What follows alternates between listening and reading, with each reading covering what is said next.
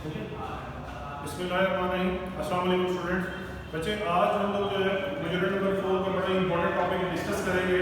हमारे पास जो है हम लोगों ने पिछले प्रीवियस लेक्चर में ये देखा रेजोल्यूशन ऑफ फोर्सेस। उसमें हम लोग देखते हैं कि एक फोर्स को कैसे रिजॉल्व किया जाता है, एक फोर्स को कैसे पर्टिकुलर कंपोनेंट्स जो हैं वो ड्रॉ किए जाते हैं, हम लोगों ने डिस्कस किया। आज का जो हमारा टॉपिक है वो ये है कि अगर हमारे पास परपेंडिकुलर कंपोनेंट्स गिवन हो तो हम लोग उनसे फोर्स को कैसे फाइंड आउट कर सकते हैं, फोर्स की मैग्नीट्यूड कैसे फाइंड आउट करते हैं और उसकी डायरेक्शन को कैसे फाइंड आउट करते हैं। बड़ा ही इंपॉर्टेंट टॉपिक है। तो इसमें देखेंगे आपके पास बुक में इस तरह से मेंशन है determination of a force from its perpendicular components, कि अगर हमारे पास परपेंडिकुलर कंपोनेंट्स गिवन हो तो हम लोग उसकी मदद से फोर्स को कैसे फाइंड आउट कर सकते हैं। हम लोग ये देखते हैं अगर हमारे पास दो परपेंडिकुलर कंपोनेंट्स गिवन है, एक हमारे पास fx के नाम से है, x एक्सिस के ऊपर और एक y एक्सिस के ऊपर fy के नाम से मेंशन है। अगर हम लोग यूं मेंशन कर रहे हैं कि हमारा जो x कंपोनेंट है जो हमारे fx के नाम से इसे हम लोग जो वेक्टर नंबर 1 या जो हमारा फोर्स नंबर 1 को मेंशन कर देते हैं, और जो y एक्सिस है इसे हम लोग जो है जो हमारे पास y कंपोनेंट है इसे हम लोग सेकंड वेक्टर के तौर पे कंसीडर कर लेते हैं। तो हमें इसे हेड टू टेल रूल की मदद से जब हम लोग इन दोनों फोर्सेस को आपस में ऐड करते हैं तो हमारे पास हमें ये मालूम है कि जो फर्स्ट वेक्टर के हेड के साथ हम लोग सेकंड वेक्टर की टेल को आपस में अटैच कर देते हैं, और अगर हम लोग इनका रिजल्टेंट फाइंड आउट करना है तो पहले वाले वेक्टर की टेल के साथ हम लोग उसकी टेल को रिजल्टेंट की टेल को अटैच कर देते हैं, और लास्ट वाले वेक्टर के हेड के साथ हम लोग जो है रिजल्टेंट के वेक्टर को हेड आपस में अटैच कर देते हैं। तो हम लोगों ने इसके मुताबिक एक फिगर बना ली। अब हम लोगों ने करना क्या है कि इस रिजल्टेंट जो हमारे पास ये फोर्स है इसकी वैल्यू को फाइंड आउट करना है। हमें ये मालूम है कि जो रिजल्टेंट की वैल्यू होती है वो fx और fy के बराबर होती है, मतलब कि ये जो रिजल्टेंट की वैल्यू है OR ये बराबर होगी OP प्लस PR के बराबर होगी, जो तो मैंने यहाँ पर मेंशन कर दिया। और मैंने हेड टू टेल रूल के मुताबिक ये मेंशन कर दिया कि f की वैल्यू बराबर होगी fx प्लस fy के बराबर होगी। अब सवाल ये पैदा होता है कि हम लोगों ने इसका मैग्नीट्यूड फाइंड आउट करना है। मैग्नीट्यूड फाइंड आउट करने के लिए हम लोग पाइथागोरस थ्योरम यूज करते हैं।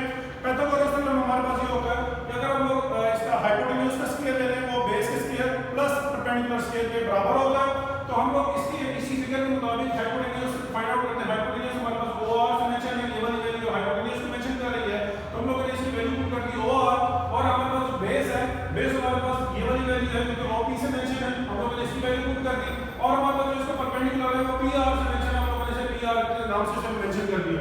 अगर हम लोगों ने इसकी वैल्यूज को पुट कर दिया, यहां पर हाइपोटेन्यूज की जगह पे हम लोगों ने f की वैल्यू पुट कर दी, बेस की जगह पे हम लोगों ने fx पुट कर दिया, और परपेंडिकुलर की जगह पे हम लोगों ने fy पुट कर दिया। तो उसी सिचुएशन के मुताबिक जब हमारे पास हम लोगों ने इसे फाइंड आउट किया तो हमारे पास f का स्क्वायर बराबर आ गया fx का स्क्वायर प्लस fy का स्क्वायर के। हमें f का स्क्वायर नहीं चाहिए, हमें सिर्फ f की वैल्यू फाइंड आउट करनी है। f की वैल्यू फाइंड आउट करने के लिए हम लोग दोनों साइडों में अंडर रूट ले लेते हैं। यहां पर स्क्वायर और अंडर रूट आपस में कैंसिल हो जाएंगे, होगा f बच जाएगा और f बराबर आ जाएगा अंडर रूट fx का स्क्वायर प्लस fy का स्क्वायर के। ये जो हमारे पास एक फार्मूला ड्राइव हम लोगों ने कर लिया जिसकी मदद से हम लोग f की वैल्यू को, f के मैग्नीट्यूड को फाइंड आउट कर सकते हैं। लेकिन अगर हम लोगों ने डायरेक्शन को फाइंड आउट करना है तो डायरेक्शन को फाइंड आउट करने के लिए हम लोग पॉइंट 10 का जो फार्मूला है वो यूज करते हैं। हमें ये मालूम है कि ट्रिग्नोमेट्रिक रेशियोज के अंदर tan के बराबर होता है परपेंडिकुलर ओवर बेस के बराबर होता है, तो हम लोग लिख देते हैं tan theta is equal to perpendicular over base. अगर हम लोग थीटा की वैल्यू फाइंड आउट करनी है, थीटा खाली फाइंड आउट करना है तो tan को आप उस साइड पे लेके चले जाएंगे, तो हमारे पास इस तरह से वैल्यू आ जाएगी theta is equal to tan inverse fy over fx। ये हमारे पास थीटा की वैल्यू आ गई। नेक्स्ट हमारे पास है टॉर्क। टॉर्क किसे कहा जाता है कि अगर हम लोग किसी भी ऑब्जेक्ट के ऊपर फोर्स अप्लाई करें और वो ऑब्जेक्ट जो है रोटेट करते हैं तो इसे हम लोग टॉर्क कहते हैं। उसके अंदर रोटेटरी मोशन पैदा होता है, इसे हम लोग टॉर्क कहा जाता है। इसकी डेफिनेशन देखें, turning effect of a force is called torque, और मोमेंट ऑफ अ फोर्स इसे हम लोग असर रुख भी कहते हैं। उर्दू के अंदर देखा जाए असर रुख इसे कहा जाता है, या इसे हम लोग टॉर्क को मोमेंट ऑफ अ फोर्स भी कहा जाता है। अगर हम लोग इसका फार्मूला देखें तो इसे हम लोग टॉ से मेंशन करते हैं। टॉ बराबर होता है force multiply by moment on.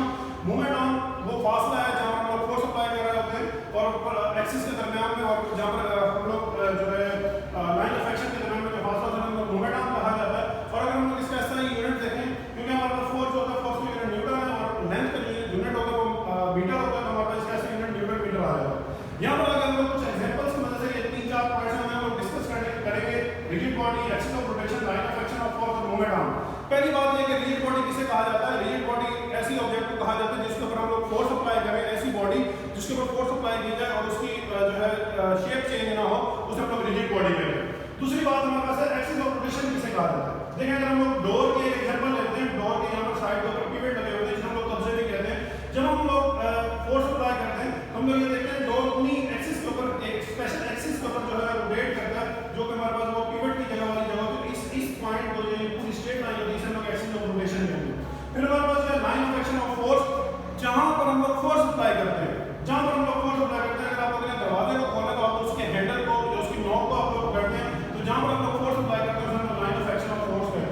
फिर हमारे पास है मोमेंट आर्म। मोमेंट आर्म किसे कहा जाता है? जहां पर आप line of action of force apply करते हैं और जो एक्सिस ऑफ रोटेशन इन दोनों के दरमियान जो जगह होती है इसे हम लोग मोमेंट आर्म कहते हैं। सिमिलरली अगर हम लोग एक स्पैनर के एग्जांपल ले लेते हैं, हमारे पास एक नट बोल्ट है, उसे हम लोग चाबी की मदद से खोल रहे हैं, तो हम लोग जहां से पकड़ते हैं, जहां हम लोग फोर्स अप्लाई करते हैं, वहां को हमारे पास लाइन ऑफ एक्शन कहलाता है। जहां से ये नट रोटेट करता है, जहां जो रोटेशन वाली जगह उसे हम लोग एक्सिस ऑफ रोटेशन कहते हैं। इन दोनों के दरमियान जो फासला है इसे हम लोग मोमेंट आर्म कहते हैं। हम लोग मोमेंट आर्म का बहुत ज्यादा बेनिफिट है, अगर हम लोग मोमेंट आर्म बढ़ा देंगे तो हमारे पास फोर्स कम लगती है। आप लोगों ने बसेस के जो बड़े बड़े व्हील होते हैं, आप लोगों ने उसके नट को खोलते हुए देखा होगा कि वो क्या करते हैं कि अक्सर उसके जो स्पैनर और उसकी जो चाबी होती है उसके ऊपर एक बड़ा सा रॉड चढ़ा देते हैं, जिसकी वजह से वो मोमेंट आर्म बढ़ा देते हैं। मोमेंट आर्म बढ़ाने की वजह से वहां पर फोर्स कम अप्लाई होती है और इजीली वो रोटेट होता है। तो ये आपका होप आपको सारा क्लियर हो चुका है। नेक्स्ट हमारे पास इससे रिलेटेड इसी टॉप से रिलेटेड हमारे पास एक एग्जांपल है। हमारे पास फोर्स गिवन है 200 न्यूटन है, हमारे पास जो मोमेंट आर्म की वैल्यू है 15 सेंटीमीटर को हम लोग मीटर में कन्वर्ट करेंगे, डिवाइड बाय 100 कर देंगे तो 0.15 मीटर आ